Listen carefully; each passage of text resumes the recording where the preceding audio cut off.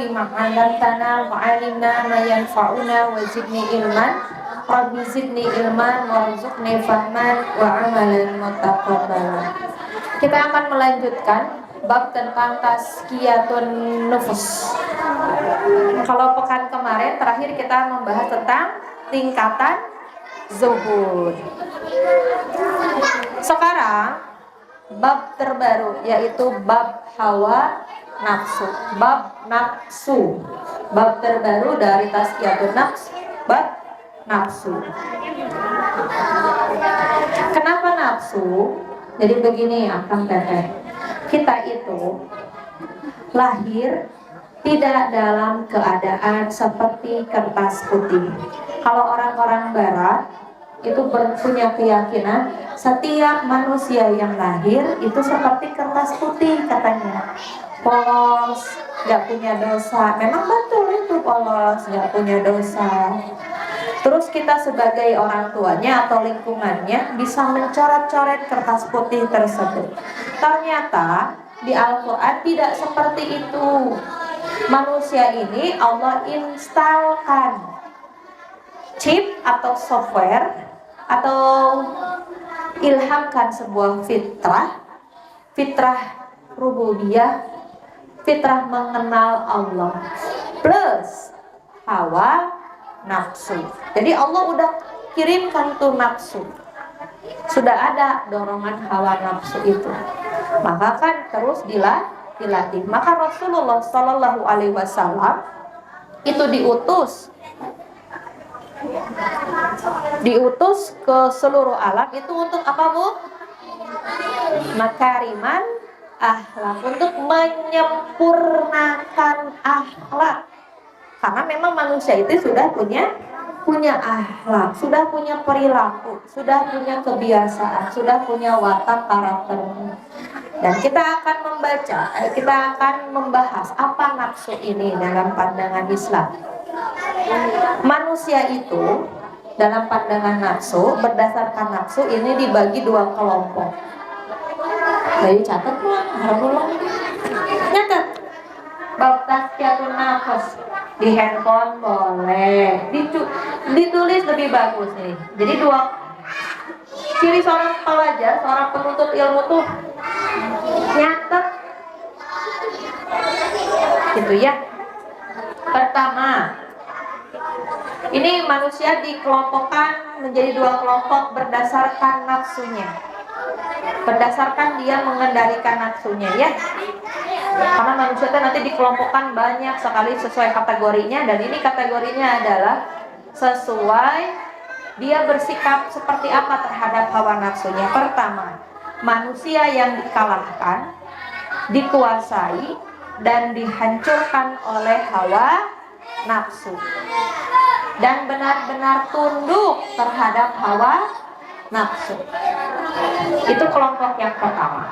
Deteksi hati kita ada di kelompok yang mana. Yang kedua, manusia yang berhasil memerangi pertarungan melawan hawa nafsu. Ia mampu mengekang, menundukkan sehingga nafsu pun tunduk di bawah perintahnya. Jadi ada manusia yang membiarkan hawa nafsunya mengombang-ambing dirinya. Ada juga manusia yang benar-benar memerangi hawa nafsunya.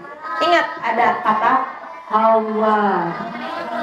Karena nafsu nafs artinya diri, nafsi sendiri, nafsi hati. Hawanya yang salah, bukan hawa Anda. Hawa nafsunya, dorongan yang salahnya. Jadi kita termasuk yang mana nih? Kalau terlalu banyak, contoh aja, ada suka yang malas. Nah, pernah dengar orang tua kita bilang pengaguh hawa nafsu? Pernah?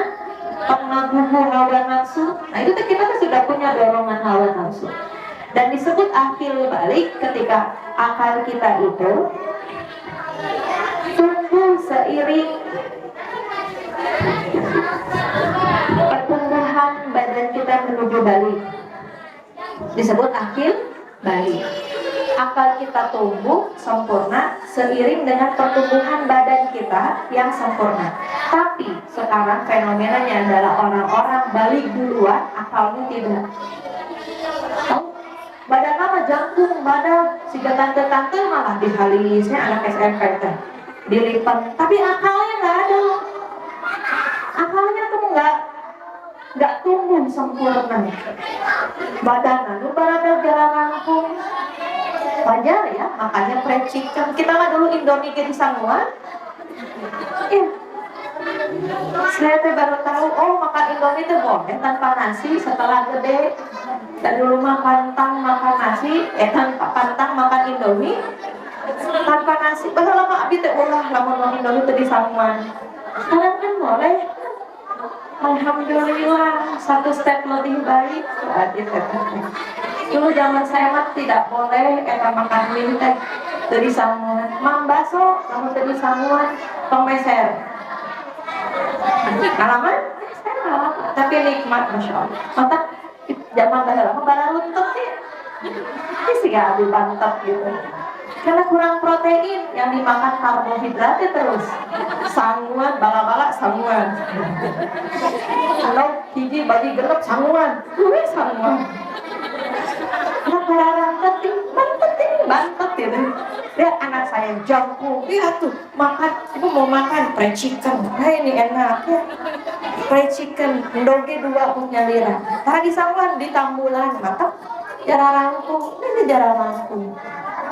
Rumah enggak, harus benar bersyukur, ya Allah. Tapi akalnya, kedewasaannya tidak tumbuh. Kenapa? Coba. Ada yang tahu? Karena tidak ada krisis, karena krisis moneter ya. Karena manusia zaman sekarang ini, anak-anak zaman sekarang ini tidak dihadirkan krisis, tidak ditemukan krisis. Krisis masalah, tidak dikasih masalah, sehingga dia otaknya tidak berpikir, akalnya tidak tumbuh, tidak dewasa. Kita kalau dulu mau makan gimana lagu kuku baheula wadah nyesel ya, jadi bakalan namun can ngepel bersih. Sekarang anak-anak maka krisis, ditekan makin dewasa. Nah ini tugas ibu-ibu juga nih, mendidik anak tuh bukan dengan dikasih dimanja, tapi dikasih krisis supaya akalnya berkembang. Beda mendidik dengan menyayangi. Mendidik mentoran. Siapa yang pernah nge-gym? Kumaha mau di mentoran? Di piwarang minyak mie sebobo atau di piwarang angkat beban? Nah bebannya udah memayar, kita rimpung. Mentor begitulah orang tua. Ya udah memayar, datang-datang tadi saya disiksa, jadi ditah lari kan. Tapi siapa yang otot itu satu kali dikasih beban robek, ya otot makin meregang gitu Bu.